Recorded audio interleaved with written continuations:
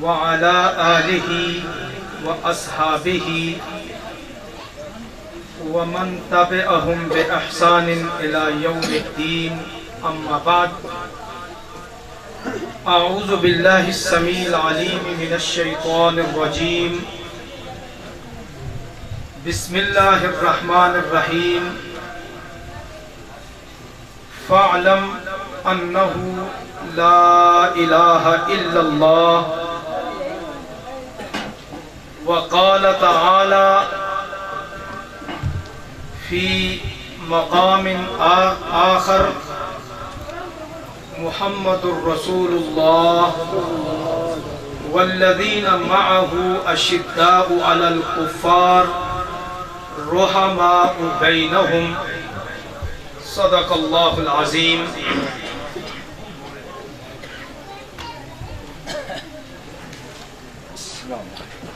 محترم معزز سامعین، سبز کوٹ کے اس علاقہ میں الحمدللہ اللہ کی توفیق سے آج ہم جمع ہیں اور اصل خطاب ہمارے معزز مہمان محترم جناب حضرت مولانا شیر پنجاب مولانا منظور احمد صاحب نے انشاءاللہ العزیز کرنا ہے. یہ تو الحمدللہ ان کی محبت ہے کہ اس دور دراز علاقے کے اندر وہ رب کی توحید سنانے کے لیے، رب کا پیغام پہنچانے کے لیے تشریف لاتے ہیں اور لائے ہیں. اللہ رب العالمین ان کا یہاں تشریف لانا ہمارے لیے مبارک کرے اور اللہ رب العالمین ان کا یہاں آنا ہمارے لیے راہ نجات بنا. پورے پاکستان کے اندر الحمدللہ وہ دین کا کام کرتے ہیں، دعوت دین لوگوں تک پہنچاتے ہیں. تو انشاءاللہ ہم ان کا مفصل خطاب سنیں گے. میں چونکہ دوستوں نے کہہ دیا ہے کہ کچھ نہ کچھ گفتگو کرنی ہے، اس لیے چند لمحوں کے اندر انشاءاللہ اپنی بات کو سمیٹنے کی کوشش کروں گا. میں یہاں پر ان بچوں کے والدین کو بھی مبارکباد دینا چاہتا ہوں. یہ عبد المعید بچے نے تلاوت کی ہے، اللہ پاک اس کے اس عمل میں اور اس میں برکت عطا فرمائے. پھر ایک ہمارے مجاہد نے، چھوٹے بچے نے نعت رسول صلی اللہ علیہ وسلم پیش کی ہے. اللہ رب العالمین اس کی زندگی میں بھی برکت دے اور جتنے بھی سامعین یہاں آئے ہیں اللہ رب العالمین سب کو اجر عظیم سے نوازے. اور اس دعا کے ساتھ میں یہ دعا بھی کرتا ہوں کہ اللہ رب العالمین ہم سب کو جس طرح تو نے یہاں بلندیوں پر جمع کیا ہے، الہ العالمین کل قیامت کے دن جنت میں بھی ہم سب کو جمع کر دے. اور اس کے ساتھ ساتھ میں یہ بھی کہنا چاہوں گا کہ جن لوگوں نے، ہمارے بھائی نوید راجہ جو آج کل یہاں نہیں ہے، یہ شہید بھائی ہیں، اور یہ جس بچے نے یہاں تقریر کی ہے راجہ امتیاز صاحب کا بچہ، یہ راجہ امتیاز صاحب اور دوسرے سارے وہ میرے بھائی اور بزرگ جنہوں نے یہ محنت کی ہے اور یہاں اللہ کی توحید پہنچانے کا اور رسول رحمت صلی اللہ علیہ وسلم کی سیرت لوگوں کے سامنے رکھنے کا اہتمام کیا ہے. اے اللہ تو ان کی سیرت کو بھی بہتر فرما، الہ العالمین تو ان کو دین اور دنیا میں کامیابیاں عطا فرما. میں آپ کے سامنے دو چیزیں مختصر انداز میں رکھنا چاہتا ہوں. اللہ رب العالمین کی توفیق سے عبداللہ ابن عمر رضی اللہ تعالی عنہ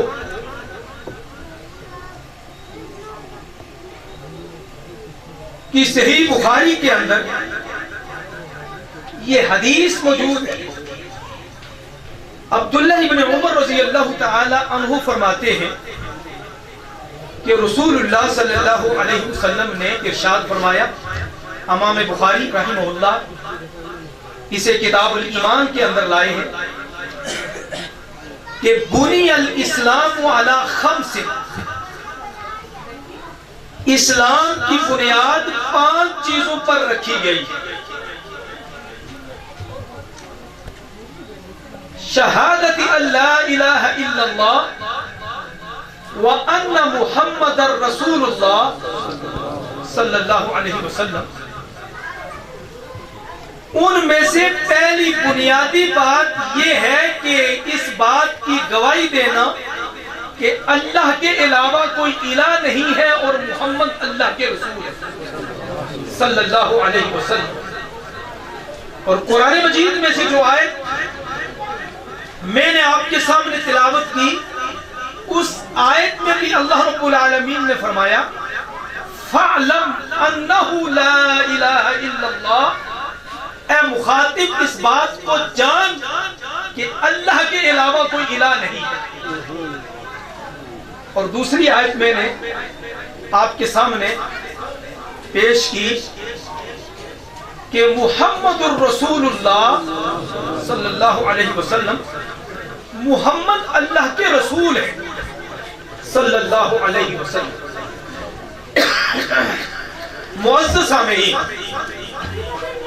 عبداللہ ابن عمر رضی اللہ تعالی عنہ کی اس روایت کو سامنے رکھیے کہ اسلام کی بنیاد 5 چیزوں پر، اور ان 5 میں سے پہلی بنیاد یہ ہے کہ اس بات کی گواہی دینا کہ اللہ کے علاوہ کوئی الہ نہیں ہے اور محمد اللہ کے رسول ہے۔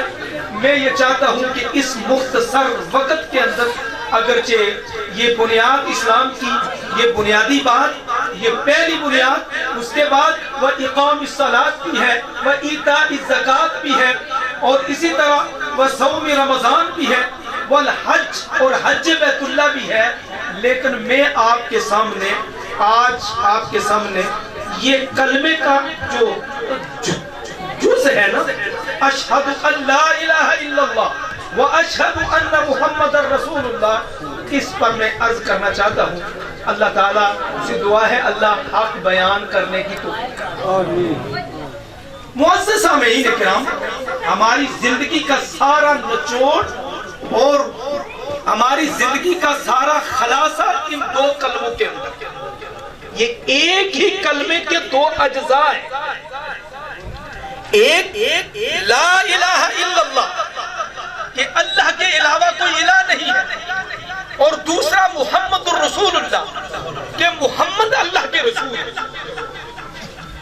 اور یہی بات سمجھانے کے لیے اللہ رب العالمین نے اس دنیا کے اندر انبیاء اور رسل بھیجے۔ جب لوگ اللہ کو بھول گئے، جب لوگوں نے اللہ کو بلا دیا اور پتھروں، حجروں، درختوں کی عبادت شروع کر دی، تو اللہ رب العالمین نے اپنے انبیاء کا سلسلہ شروع کیا۔ ان انبیاء نے اپنے اپنے ٹائم پر، اپنے اپنے وقت پر، اپنی اپنی بستیوں کو، اپنے اپنے علاقوں کو، اپنے اپنی امت کو، اپنے اپنے لوگوں کو یہ بات بتائی، فرمایا یا قوم اعبدوا اللہ ما لکم من الہ غیرہ، اے میری امت کے لوگوں، اے مجھے ماننے والوں، اے میری قوم کے لوگوں، اللہ کی عبادت کرنا اور اس اللہ کے علاوہ کسی اور کی عبادت نہ کرنا، اس اللہ کی عبادت کرنا جو تمہارا الہ ہے۔ معزز سامعین کرام، یہاں علماء بیٹھے ہیں الحمدللہ، کہ یا قوم اعبدوا اللہ ما لکم من الہ غیرہ کہہ کر رب تعالیٰ نے یہ تعین کر دیا کہ اللہ کے علاوہ کسی کی عبادت نہیں ہو سکتی ہے، اور عبادت وہ چاہے مالی عبادت ہو، چاہے بدنی عبادت ہو، چاہے قولی عبادت ہو، عبادت قولی ہو وہ بھی اللہ کے لیے، عبادت بدنی ہو وہ بھی اللہ کے لیے، عبادت مالی ہو وہ بھی اللہ کے لیے ہے، اس لیے کہ اللہ الہ ہے، اور الہ وہ ہوتا ہے جو عبادت کے لائق ہو، الہ وہ ہوتا ہے جو رکوع سجدے کے لائق ہو، الہ وہ ہوتا ہے جس کے سامنے ہاتھ پھیلائے جائے، الہ وہ ہوتا ہے جس کے سامنے سجدہ ریز ہوا جائے، الہ وہ ہوتا ہے جس کے نام پر جانور ذبح کیا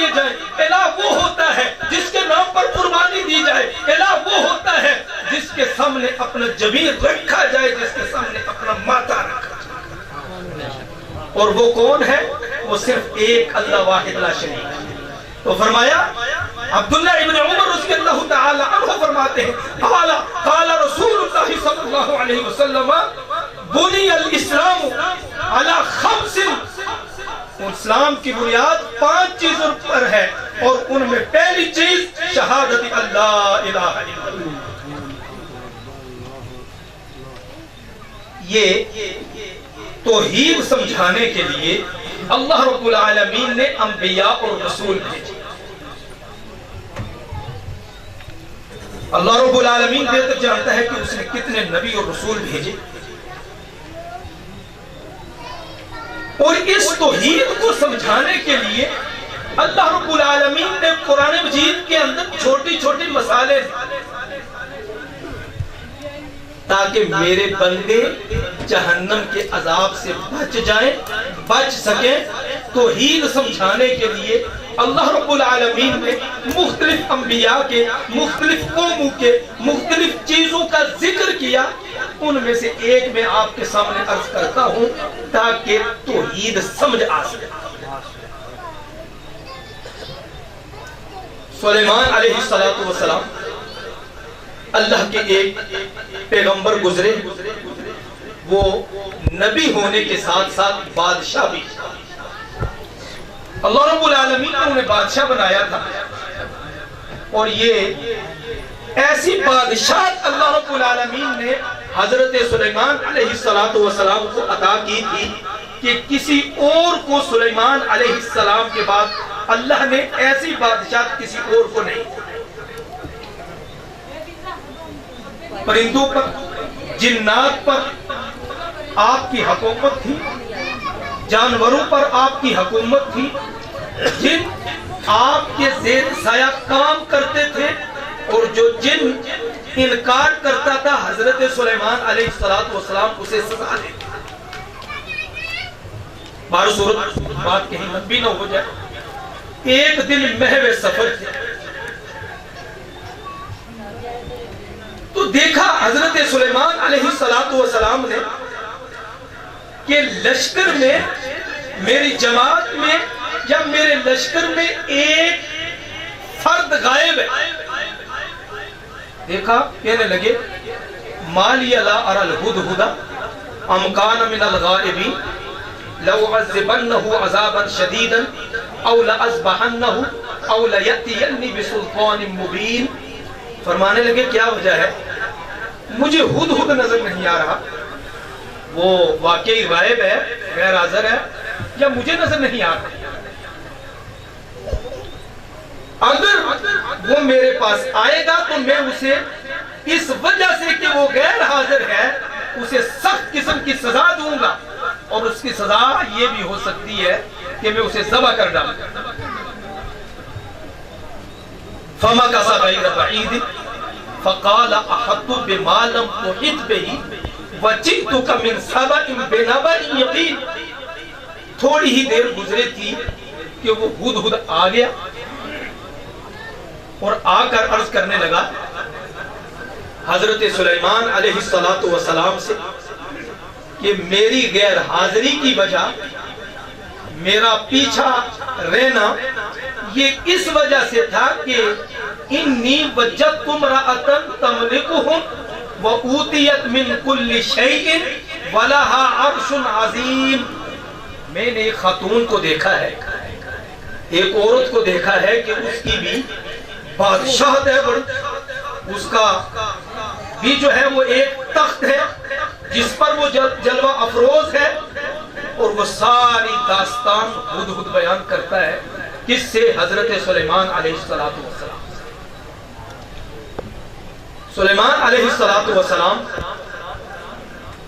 سے ہدہد آ کر یہ بات کہنے کے بعد عرض کرتا ہے اے سلیمان علیہ السلام, اے اللہ کے نبی, میں اس قوم کے اندر ایک غلطی اور خرابی دیکھ کر آیا جو میں آپ کو مطلع کرنا چاہتا ہوں. اس قوم کے اندر میں نے یہ خرابی دیکھی ہے, میں نے اس کے اندر یہ غلطی دیکھی ہے کہ یسجدون للشمس من دون اللہ، وہ اللہ کو چھوڑ کر سورج کی عبادت کرتے ہیں،